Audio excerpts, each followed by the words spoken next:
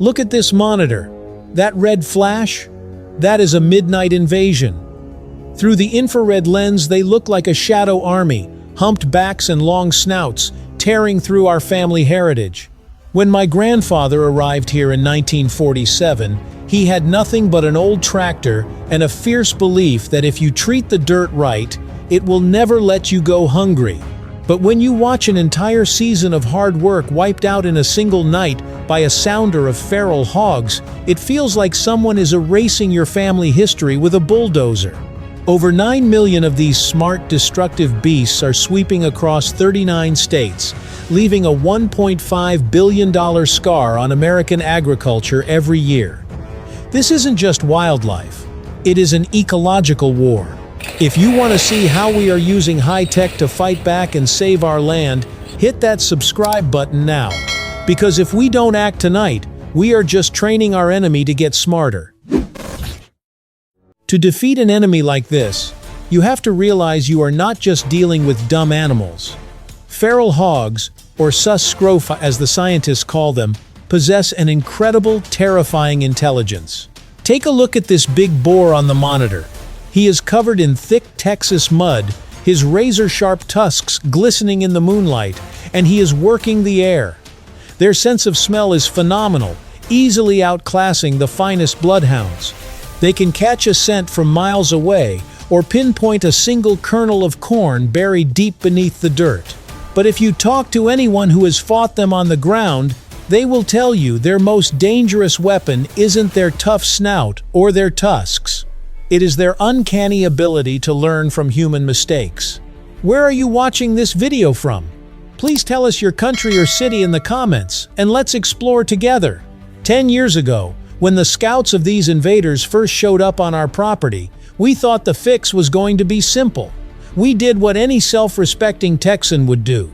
We grabbed our favorite rifles, bolted on some expensive thermal optics, and headed out into the pastures. We bought those standard metal box traps from the local hardware store, threw some bait inside, and waited. That was the single biggest mistake of my life. One night, I managed to line up a shot and drop a massive boar, but the other 15 hogs in the sounders scattered into the thick brush like ghosts. We walked back to the house that night with our heads held high, genuinely believing we had won the battle. But that victory was nothing more than a dangerous illusion. 3 months later, they returned to our fields. Only this time, there were twice as many, and they were infinitely wiser. They walked right past those old metal box traps without even glancing at the bait.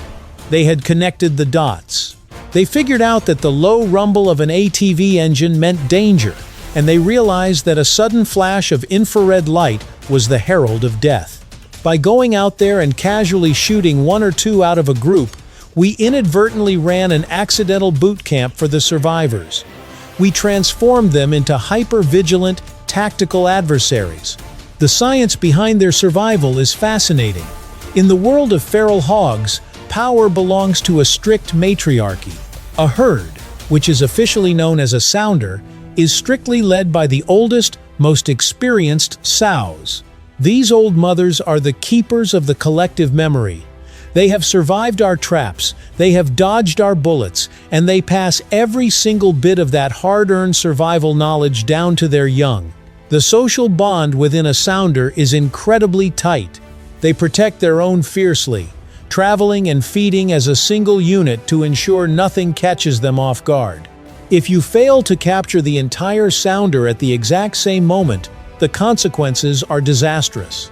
The few surviving hogs that escape will retreat deep into the woods, completely alter their patterns to become entirely nocturnal, and start breeding at an absolute fever pitch to replace the missing members of their family structure. They adapt faster than we can reload. That next misstep we made is the exact reason why thousands of these creatures are still out there right now, melting into the shadows just beyond the tree line, patiently waiting for us to make another wrong move. When you realize what you are up against, the entire nature of the fight changes. This war is no longer a matter of firepower or how many rounds you have in your magazine. It becomes a pure test of willpower, a masterclass in the art of absolute patience. The wildlife biologists over at Texas A&M AgriLife call the strategy we use whole sounder removal. It is a simple philosophy on paper, but practicing it requires nerves of steel. In this game, success is not measured by the number of hogs you manage to take down on any given night. True success is measured by the number of hogs that do not survive to reproduce and rebuild the pack. If you leave even 2 behind, you lose. To get them all, you have to play the long game. The process starts with what we call pre-baiting. I haul out heavy barrels of corn that have been soaking and fermenting in the sun for days. When you open those lids, the sour, sweet stench is so powerful it practically knocks you over, but to a wild hog, it smells like a 5-star steakhouse. I spread it out in a wide, open clearing and mount a high-tech AI camera onto the trunk of an old live oak tree. My goal here is to make them believe this spot is a completely free, safe haven, the most secure place on the entire planet. It sounds crazy, but you have to feed your enemy. You have to take care of them for days on end without making a single sound. On the first night, the camera shows nothing but empty grass and wind. By the second and third nights, the time-lapse video captures a few brave scouts drifting out of the brush under a blanket of bright Texas stars. They approach the corn with extreme caution, taking a few bites, freezing at every snap of a twig, and constantly looking around for a trap. You can hear nothing but the steady rhythm of a low heartbeat in the background and the heavy, patient sighs of a farmer waiting in the dark. You want to rush out there, but you force yourself to stay put. By the 5th night, the pattern breaks wide open. My tablet lights up on the nightstand with an urgent alert. The artificial intelligence system has booted up, scanned the clearing, and identified 22 separate targets crowded around the bait station. I sit up in bed, looking at the glowing screen. Big adults, yearlings, and tiny striped piglets are all jostling for position. My thumb is hovering right over the remote trigger button on the screen. One tap, and a heavy gate drops, sealing their fate forever. My chest is tight, and my heart is hammering against my ribs like a trapped bird. But I don't push it. I take a deep breath and look closer at the live video feed. Right at the very edge of the frame, the old matriarch sow is standing perfectly still. Her ears are pinned forward, and she is stamping her front hoof into the dirt, sensing that something is just a little bit off. She hasn't committed to the center of the bait pile yet. If I touch that screen right now, she and 3 or 4 others standing on the perimeter will bolt back into the timber. They will escape, they will never return, and the entire mission will be an absolute failure. I lock the tablet, set it back on the table, and force myself to go back to sleep. That kind of restraint is brutal, but it is exactly how we look after this land. Nothing of real, lasting value in this life ever comes to you quickly. If you want a good harvest, you wait on the rain and the sun. If you want to outsmart a ghost, you give him all the time he needs to lower his guard. We let the bait sit, and we let them eat peacefully for 2 more agonizing nights, watching them get comfortable, watching them bring their friends, and watching the old sow finally lose her suspicion. That agonizing delay set the stage for what went down on the 7th night, an evening that turned the tables completely when that final cautious female took her last fateful step across the line of no return. The 21st century has brought some serious game-changing weapons to those of us trying to protect our land. Gone are the days of relying solely on heavy, rusty iron box traps that hogs can smell from a mile away. What we use now is a cutting-edge, high-tech setup called the Pig Brig Corral Trap System. It is essentially a massive circular netting system made out of military-grade, high-tensile strength fabric. Unlike those old-school steel traps, this system is completely open at the top. There are no harsh metal bars or strange ceilings to make the animals feel enclosed or claustrophobic, so they walk right in without a second thought. When you pair this seamless design with a live streaming cellular camera that shoots a crisp signal straight to a satellite, A lone rancher can monitor thousands of wide-open acres of rugged terrain right from the comfort of his own living room recliner. Have you ever had to deal with invasive species or destructive wildlife destroying your own property or neighborhood? Let me know in the comments below how people handle these issues in your neck of the woods. By the time the seventh night rolled around, the entire game had shifted in our favor. I was sitting right there in my living room, the low blue glow of my tablet screen casting a sharp light across my face. The room was dead silent, except for the fast, rhythmic thumping of an up-tempo drum beat playing in the background, keeping the tension sky high. On the screen, the live feed showed that the original sounder of 22 had grown. New members had joined them, bringing the grand total to 28 hogs.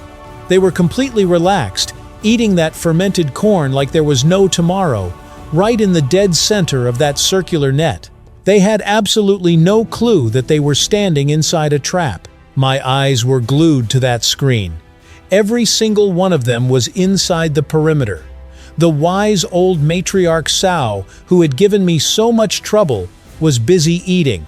The massive, heavy boars were pushing through the crowd, and all the little piglets were trailing close behind. Not a single straggler was left lurking outside in the tree line. This was the exact moment I had been waiting for all week. I looked at the feed, took a slow breath, and whispered to myself that it was time. My thumb came down hard on the big drop button on the app screen. In a literal fraction of a second, the heavy drop patches released, and the massive perimeter net slammed shut with a muffled thud. Instantly, the black and white monitor erupted into absolute chaos. The hogs exploded into motion, squealing and charging hard against the netting, kicking up clouds of dust as they realized they were caught. The fabric held beautifully, flexing against their weight but refusing to snap. I took a massive, deep breath and finally set the tablet down on the coffee table. If you listen closely to a moment like that, you realize it is not a sound of celebration or victory. It is just the pure, unfiltered sound of relief. I knew that when the sun came up the next morning, my vulnerable cornfields were going to be completely safe. The critical dirt levee on the west side of our property wasn't going to be systematically hollowed out and destroyed. The deep heritage of my family had just secured another peaceful day of survival, because we chose to fight with our brains instead of just our guns. This intense battle to protect native land using modern technology isn't just happening on family ranches across the state of Texas. Halfway around the world, in the dense, mountainous forests of the Pu Luong Nature Reserve in Vietnam, wildlife conservationists are facing almost identical challenges. They are working tirelessly to manage wild ungulate populations to protect the delicate biodiversity of their own native jungles. It doesn't matter what language you speak or what country you call home. The heavy responsibility of maintaining a healthy balance between human civilization and the raw forces of nature is a shared global commitment. But as I sat there watching the monitor, I knew that for a family rancher, securing the trap is only the beginning of the job. A true legacy requires a deep sense of decency and humanity, even when you are forced to make the absolute hardest calls in the dark. When the sun finally cracks over the horizon, it paints the entire Texas sky in a soft, warm, amber glow. The light stretches far across the property, illuminating long, perfectly straight rows of corn that are still standing tall. I hop into the driver's seat of my old pickup truck and slowly make my way out toward the trapping site. There is no joy or celebrating on a morning like this. I don't look at this like a bounty hunter who just scored a big payday. For a real land manager, this is about professionalism and duty. It is about carrying out a heavy responsibility with absolute seriousness and respect. If you talk to anyone who truly works the dirt for a living, they will tell you that true pest control never comes from a place of hatred or anger. It is an obligation. The deep morality of land stewardship dictates that when you have to manage a population, every single action you take must be carried out humanely, swiftly, and with the absolute minimum amount of unnecessary suffering. Hogs are just being hogs. They are not evil creatures out to get us. They are just following their basic survival instincts. The real problem is a massive ecological imbalance that human activity helped create, and it is our job as caretakers to step up and fix it.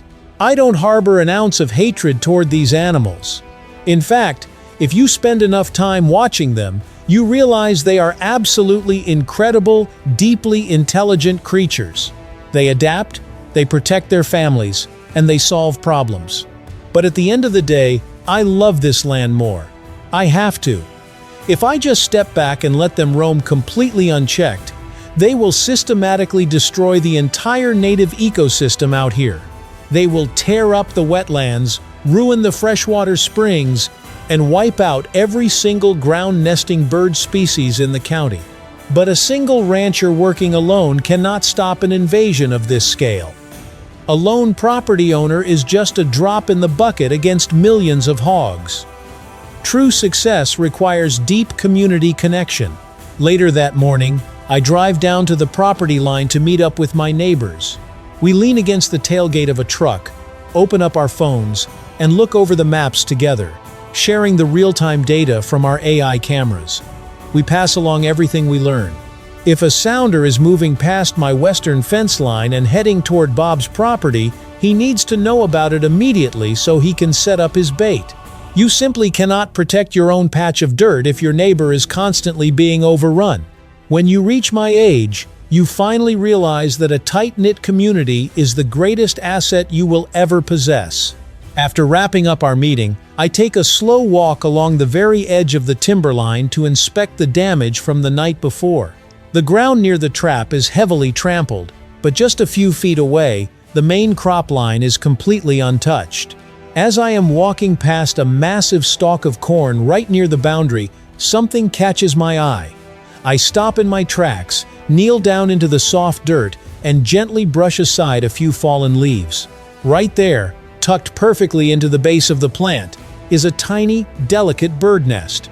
Inside are 3 small, unbroken speckled eggs, completely safe and undisturbed. Just 12 hours ago, a massive sounder of destructive hogs was marching directly toward this exact spot. If we hadn't used our brains, if we hadn't used that technology to stop them in their tracks, this entire patch of earth would be nothing but a crater of plowed-up mud. Finding that little nest is a quiet, humble victory. It doesn't come with a trophy or a big headline, but it is the absolute clearest proof of why we choose to stay out here and fight these long nights. It reminds you of the bigger picture. This soil doesn't actually belong to me. My name might be on the deed right now, but I am really just borrowing this beautiful place from my grandchildren, and I intend to hand it over to them in better shape than I found it. This fight won't end tomorrow. More sounders will come out of the woods, but we aren't backing down either. People ask why I don't just sell the ranch, move to the city, and enjoy retirement. I just laugh. This dirt has a soul, and it holds the footprints of everyone I have ever loved. We do all of this, the late nights, the smart technology, the endless patience, for one simple reason. We want to make sure that when the next generation wakes up, they still see a peaceful, thriving land. Real stewardship isn't about freezing the past. It is about preparing a future our grandkids deserve. It reminds us that in life, the things most worth protecting always require our deepest patience and smartest efforts. If you believe in preserving these heritage lands and want to see how this journey continues, please hit that subscribe button and drop your thoughts in the comments below. Thank you for watching, and I will see you all in the next video.